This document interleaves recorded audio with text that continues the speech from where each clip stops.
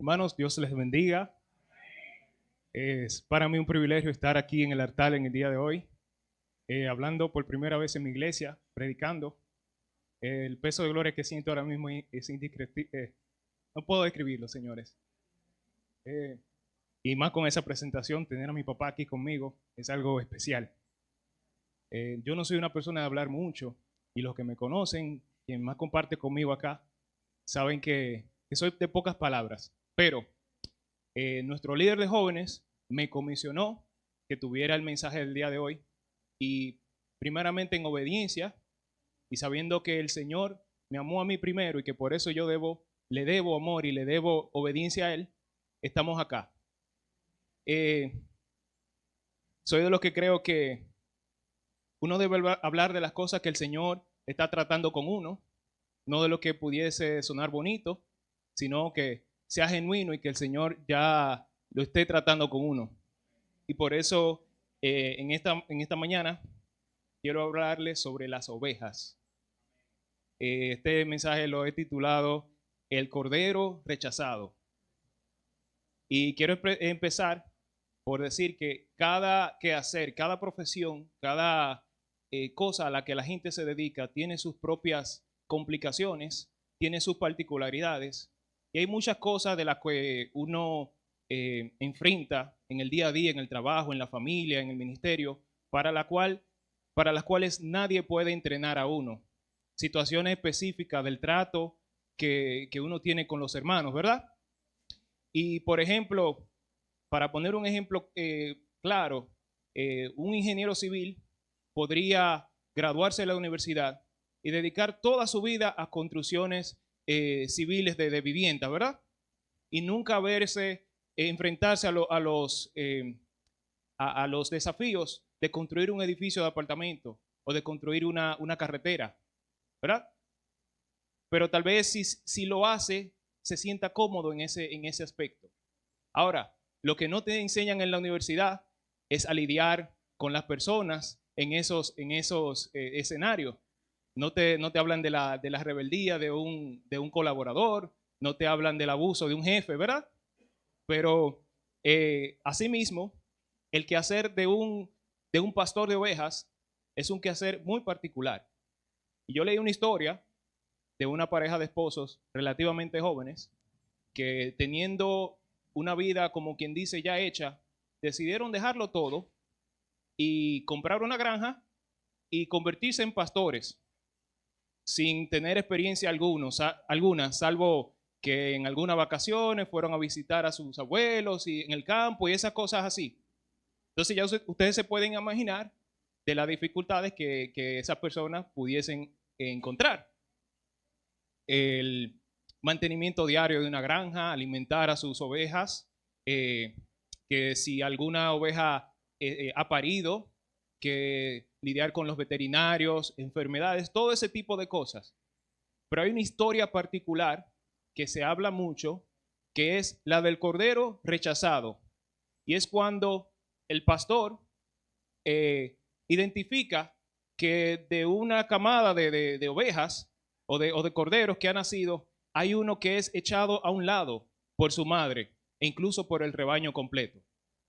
¿Verdad? Son situaciones que a veces no se ven venir y para las cuales uno usualmente no está preparado. Entonces el cordero rechazado tiene 4 particularidades. El cordero rechazado primeramente ha sido abandonado, ¿verdad? Y nosotros todos sabemos lo que es el abandono, el desprecio, el rechazo. Pudiésemos decir que en cuanto a la vida de un cordero dentro de un rebaño de ovejas, es algo simple, ¿verdad? Su madre lo rechaza. Pero si extrapolamos eso a la vida del ser humano, eh, las cosas se vuelven un poquito más complejas, dado el hecho de que la vida del ser humano tiene muchos matices. El ser humano se desarrolla en muchas áreas, muchos campos y muchos escenarios diferentes. Entonces, desde el escenario familiar, escuela, amistades, relaciones interpersonales, el trabajo, nosotros experimentamos el rechazo en muchas diferentes formas. La segunda particularidad que tiene ese cordero rechazado es que es inadecuado. El cordero rechazado presenta o suele presentar algún tipo de defecto, por lo cual su madre y el resto del rebaño pudiera repudiarlo, desde una mancha, desde diferencias completas en el tono de su abrigo, ¿verdad? Alguna discapacidad locomotriz, alguna deficiencia. Y debemos entender que tampoco los seres humanos escapamos a lo que son críticas, a lo que son comparaciones, por el simple hecho de ser diferentes. Desde que te llamen pequeño, que te llamen gordo, flaco, que te cataloguen de feo, que te discriminen por tu color de piel, por ser el hijo bastardo de la familia. Y la cosa, como dije ahorita, la vida del ser humano es tan compleja que incluso poseer características generalmente deseables pudiese crearte problemas en un ambiente específico. La tercera particularidad que presenta el cordero rechazado es que es cerrado. El cordero rechazado no entiende la razón por la cual recibe rechazo o repudio, y lo que experimenta va incluso en contra de sus instintos, que es realmente lo único que tiene para ayudarse. Imagínate que quien te debe dar alimento, calor y afecto te aborrece, y el círculo social donde tú estás supuesto a desarrollarte te repudie. Obviamente nosotros somos más inteligentes que una oveja, pero la misma complejidad de nuestra vida y las situaciones que nos rodean hacen que no siempre sea fácil que nosotros comprendamos el hecho de que estamos en problemas, que necesitamos ayuda. Y por eso tú ves mucha gente que se encuentra en dilemas y no sabe pedir ayuda. Tanto el cordero como nosotros mismos pudiésemos en esos casos empezar a desarrollar mecanismos de defensa que a veces inhabilitan nuestras propias capacidades y nos encierran en el dilema que estamos enfrentando. Y la última cualidad que tienen esos corderos rechazados es que se sienten heridos.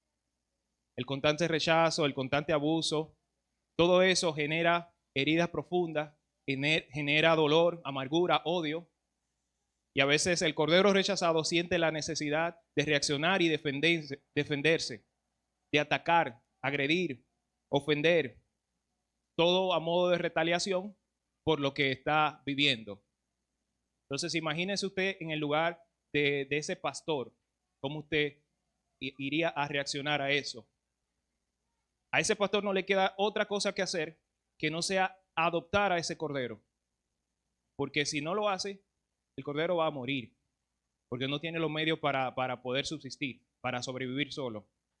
Ahora bien, lograr eso no sería tarea fácil y va a requerir que ese pastor tenga mucha paciencia, que sea insistente y que llene a ese cordero de amor. Porque ese cordero no va a entender, no va a comprender nada hasta que se dé cuenta que él le importa a alguien. Y es ahí donde hacemos un paréntesis y vamos a Primera de Tesalonicenses 5:14, donde la palabra del Señor dice: también os rogamos, hermanos, que amonestéis a los ociosos, que alentéis a los de poco ánimo, que sostengáis a los débiles, que seáis pacientes para con todos. ¿Por qué hacía ese preámbulo? Porque en la Biblia las ovejas vienen a usarse a manera de metáfora para describir lo que es la naturaleza humana, la vulnerabilidad del ser humano, la inseguridad del ser humano, la dependencia que tiene el ser humano de Dios y la necesidad que tiene de ser guiado. Porque así como las ovejas, su vista física es bien corta, nuestra vista a nivel espiritual es bien corta cuando la comparamos con la de Dios y con los deseos que Él tiene para con nosotros. Por eso, primeramente tocamos el tema de amonestar a los ociosos, lo cual no se trata más que de advertir a los que viven de una forma incorrecta. Nosotros debemos amar a nuestros hermanos lo suficiente como para decirles la verdad primeramente, insistirles, buscarlos, orar por ellos e interceder por ellos. Ignorarlos realmente sería lo más fácil, porque si uno se pone a ver las cosas desde cerca, cuando una persona se encuentra en pecado, en ociosidad, es probable que estén heridos, es probable que estén atados, es probable que incluso algunos se sientan complacidos en su estado y que cuando tú vayas a amonestar, tú recibas una respuesta negativa de parte de ellos. Pero hay que entender que nuestro mandato al momento de amonestar no se trata de herir o no es con el fin de humillar a nuestro hermano, sino es con el fin de traer salvación y restauración por medio de la palabra del Señor. Amén. El pecado tiene algo que es que llena al ser humano de vergüenza. Y una persona avergonzada tiende a construir barreras en su vida, tiende a levantar paredes alrededor de sí y a crear excusas y explicaciones para validar su estatus o su estado de pecado. Por lo que le digo, si usted se siente amonestado, ya sea por un hermano, por el consejo de un hermano o por la misma palabra, le invito a que lo acepte, que lo entienda y lo acepte como lo que es un acto de amor. Cuando usted recibe una amonestación, cuando la palabra le amonesta o cuando un hermano le da un consejo, usted está recibiendo el amor de Dios en una de las formas más sencillas y más reales que puede un ser humano experimentarlas. Y esto de amonestar tiene que ver con el hecho de que la iglesia no son estas cuatro paredes ni son los servicios que hacemos ciertos días de la semana, sino que se trata de que nosotros estamos llamados a confraternizar los unos con los otros. Estamos llamados a apoyarnos, a compartir y a acompañarnos, tanto en las buenas como en las malas. Entonces, si usted no comparte con su hermano, si no tiene una relación, ¿verdad?, con él, ¿cómo va un hermano a contarle sus quejas? ¿Y cómo va usted a tener la confianza de poder hablarle de parte de Dios? Pero lo mismo pasa con nuestra familia. A veces estamos en la misma casa todos los días de la semana y no tenemos una relación con nuestros familiares. Entonces, nos hacemos de la vista gorda y por eso es que vemos situaciones pequeñas, patrones de conducta que luego se salen de control por no amonestar, por no hacer sentir al otro mal. Repito, no con el fin de humillar, no con el fin de alardear, sino con el fin de traer salvación y restauración. Amén. Y proseguimos al siguiente punto. Nos habla de alentar a los de poco ánimo. Y eso significa que debemos animar a los que se sienten al menos. La realidad es que mucha gente se ha pasado la vida entera escuchando palabras negativas, siendo tratado con desprecio, siendo abusado, ignorado. Y la mayoría de gente realmente se lo cree. Pero nosotros, Dios nos ha puesto en los lugares donde estamos, y usted sabe en el lugar que Dios le ha puesto, sea en el trabajo, sea en la escuela, sea donde sea, para compartir las buenas nuevas de su palabra y contagiar su gozo y su paz. Nosotros todos necesitamos una palabra de aliento, ese sentido de que pertenecemos al lugar, en el lugar donde estamos. Y tú sabes que es muy probable que la palabra que Dios pone en usted pueda ministrar a otra persona. Y es probable incluso que lo que usted pudiese decirle a ese hermano, a esa persona, pueda salvar su vida, pueda salvar su alma. Y también es muy posible, muy probable, que usted hoy en día necesite una palabra de ánimo, una palabra de aliento que le devuelva a usted la esperanza. Y para eso es que estamos todos nosotros, para alentarnos los unos a los otros. Amén. Hay un célebre autor estadounidense que se llama William Ward, que coincidentemente él era metodista y él es muy famoso por sus palabras célebres. Él vivió de mediados de siglo a finales del siglo pasado y fue un autor muy famoso cuyas frases incluso se recopilan en libros solamente con frases célebres de este señor. Y hay una de ellas que decía: halágame y puede que te crea. Critícame y podrías caerme mal. Ignórame y puede que no te perdone. Ahora, anímame y no lo olvidaré. Ámame y me veré obligado a reciprocar, ya sea devolverte ese amor. Entonces, alentar a nuestros hermanos es testificar de que realmente les amamos. Amén. La palabra luego nos lleva al punto de sostener a los débiles. Una de las más claras realidades del ser humano es que nos necesitamos los unos a los otros. A nosotros Dios no nos creó para estar solos. Tú por tu lado, yo por el mío. Arréglatela tú como tú puedas, que yo estoy resolviendo aquí. ¿Verdad? Todos necesitamos ayuda.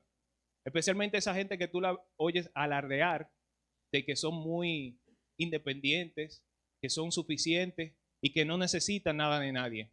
Esas son la gente que más necesita ayuda. Por eso tuve que recurren a un gato en busca de afecto. Por eso tuve que todo su tiempo se lo dedican a un hobby. No estoy diciendo que un hobby malo, es algo realmente saludable. Hay otra gente que recurre a las sustancias y hay otra gente que lamentablemente genera patrones de conducta mucho más oscuros y vive una vida de pecado a un nivel que tú dices, wow. Y eso es realmente ese estado de separación es lo que promueve el mundo, es lo que promueve la cultura. Y cuando se refiere al mundo, ¿qué es el mundo? El mundo no es más que eh, una serie de, vamos a decir, de un sistema, ¿verdad? Multiforme, que es la cultura, el entretenimiento, ese deseo de hacer cosas y de estar en algo que a fin de cuentas lo que hace es robarse nuestro tiempo, robarse nuestra atención y alejarnos de una relación con el Señor, alejarnos de su propósito para nuestras vidas. ¿Y qué es lo que tenemos al final? Nos sentimos vacíos. Y en el vacío, ¿qué es lo que se exagera? Nuestra debilidad. Porque nuestras debilidades, cuando estamos vacíos, nos hacen caer. Nosotros tenemos un vacío que tiene la forma de Jesucristo. Cuando usted lo trata de llenar con cosas que no son Jesucristo, entonces usted se va a ver débil y en la debilidad cae entonces al pecado. Pero, a diferencia del mundo, la palabra de Dios sí tiene respuesta a la debilidad del ser humano. Por ejemplo, en Isaías 40, 29 al 31, el Señor nos dice, Él da fuerzas al cansado y multiplica la fuerza del que no tiene ninguna. Los muchachos, oiga, los muchachos se fatigan y se cansan. Los jóvenes flaquean y caen. Pero los que esperan en Jehová tendrán nuevas fuerzas. Levantarán alas como las águilas. Correrán y no se cansarán. Caminarán y no se fatigarán. Segunda de Timoteo 1:7 dice, porque no nos ha dado Dios espíritu de cobardía, sino de poder, de amor y de dominio propio. Y Filipenses 4:13 dice, todo lo puedo en Cristo que me fortalece. Así que sepa que en su debilidad el Señor es su fortaleza. Amén. Hermano, nosotros, repito, fuimos diseñados para vivir en familia, en comunidad, para ayudarnos mutuamente, para levantar al otro en el nombre de Jesús. Y algunas veces sepa que usted va a tener que amarrarse a un hermano de la cintura para poder ayudarlo. Hay hermanos que le van a consumir todos los minutos de su plan del celular. Y un buen consejo sería que lo llame por WhatsApp, ¿verdad? Pero el mejor consejo sería que no lo deje tranquilo, no lo deje ir. Y si usted siente que usted tiene necesidad de sustento, de apoyo, de administración, enseñanza, y usted tiene un hermano que no le pierde ni pie ni pisar, dele la gloria al Señor, porque usted está siendo alcanzado por su gracia a través del esfuerzo de esa persona. Uno usualmente siente que uno conoce la palabra, que uno puede hacer las cosas, que uno sabe cómo es. Uno incluso lidera en la iglesia. Pero la realidad es que hay que ser humilde para aceptar la corrección. Y la humildad viene siendo una expresión de la mansedumbre, que es en esencia un fruto del Espíritu. Amén. Y eso nos lleva al último punto, que es el de ser paciente para con todos. Y la paciencia es otro fruto del Espíritu y es algo esencial para la vida de los cristianos, ya que es lo que nos permite perseverar cuando tenemos contratiempos, cuando tenemos pruebas. La paciencia viene siendo como ese abrigo que cuando usted se tiene que enfrentar al frío, ¿verdad? Le permite a usted perseverar hasta llegar a un lugar de cobijo, hasta llegar donde hay calor. Asimismo, la paciencia en la tribulación nos ayuda a perseverar hasta que las puertas que Dios, hasta alcanzar las puertas que Dios tiene abiertas para nosotros. En ese sentido, es crucial que nosotros seamos pacientes al momento de tratar con nuestros hermanos. Y eso es muy especialmente, es muy importante al momento de lidiar con las faltas de nuestros hermanos. Muy importante. Nosotros a veces nos volamos la parte donde dice que tenemos que ir a donde el hermano, hablar con él, traer a otro hermano para que sea testigo, hablar con los líderes, y queremos de una vez tratar a nuestro hermano como gentil y publicano y botarlo de la iglesia. Porque no actuamos con humildad, no actuamos con paciencia. Y eso es algo que debemos nosotros tratar, de ser pacientes con todos nuestros hermanos. Efesios 4, del 1 al 3, nos habla de la unidad del Espíritu. Y dice así: pues yo, preso en el Señor, os ruego que andéis como es digno de la vocación con que fuisteis llamados, con toda humildad y mansedumbre, soportándoos con paciencia los unos a los otros en amor, solícitos en guardar la unidad del Espíritu en el vínculo de la paz. ¿Y qué es lo que buscamos nosotros con eso? ¿Cuál es el resultado que buscamos? Con eso de ser paciente con los demás, ¿verdad?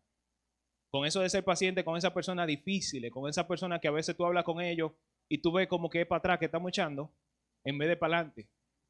Que un comentario tuyo genera una reacción que tú dices, bueno, mejor me voy de aquí. ¿Qué es lo que logramos con eso?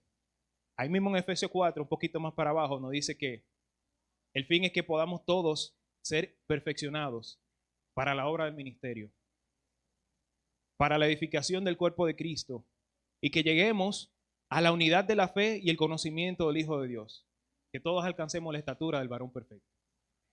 Amén. Y ahí vuelvo con lo del cordero rechazado. El cordero rechazado, cuando el pastor lo adopta, lo primero que recibe es un nombre, porque el pastor necesita poderse comunicar con él, y lo lleva a su casa. Y cuando el cordero entra a la casa del pastor, percibe calidez por primera vez. Cuando llega a la casa del pastor, que llega en brazos del pastor, que ha estado escuchando el latir del corazón del pastor, empieza a recibir caricias, empieza a recibir amor en esencia, y empieza a sentirse diferente. Empieza incluso a jugar con los hijos del pastor, porque a fin de cuentas es un cordero, y empieza a sentirse cómodo y empieza a escuchar y a ver lo que pasa allí dentro. Ya el cordero se siente como de la familia, ya las cosas cambian, ya el estatus cambió, y esa soledad, ese sentirse inadecuado, eso de estar cerrado y de sentirse herido, todo eso va pasando. Pero ¿saben qué? Llega la hora donde el cordero tiene que volver al rebaño, porque ya creció, ahora es una oveja, ¿verdad? Y saben que lo más sorprendente es que cuando vuelve al rebaño, las otras ovejas lo siguen viendo igual, como ese corderito cojo, como el que tiene el color diferente, como el que no es igual que ellos. Y incluso pasa el tiempo y tal vez la madre de ese cordero se haya olvidado de él. Pero saben que al cordero no le importa eso, porque el cordero ya tiene una identidad. El cordero ya sabe que es amado, y el cordero tiene un pastor. Amén. Pasa que cuando el pastor llama a sus ovejas en la mañana, ¿usted sabe cuáles son las primeras ovejas que corren a él? Son esas ovejas que en algún momento fueron un cordero rechazado. Y la razón por la que corren a él no es porque el pastor las ame más que a las otras. El pastor ama a todas sus ovejas. Pero la oveja que fue un cordero rechazado, lo sabe. Sabe que es amada. La oveja que fue un cordero rechazado conoce la voz de su pastor e incluso el olor de su presencia. No sé si pueden atar cabos y entender de qué estoy hablando yo acá.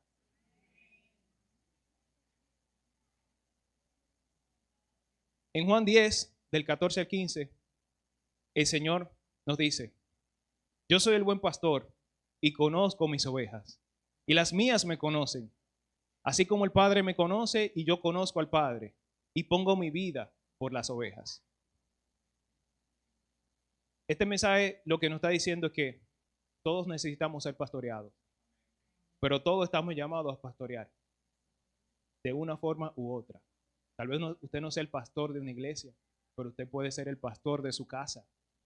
Usted puede ser el líder del ministerio y tener una responsabilidad para con sus compañeros. Usted tal vez no tenga ningún título, pero pueda observar un patrón de conducta o un pecado en un hermano y poderlo llamar aparte y ministrarle.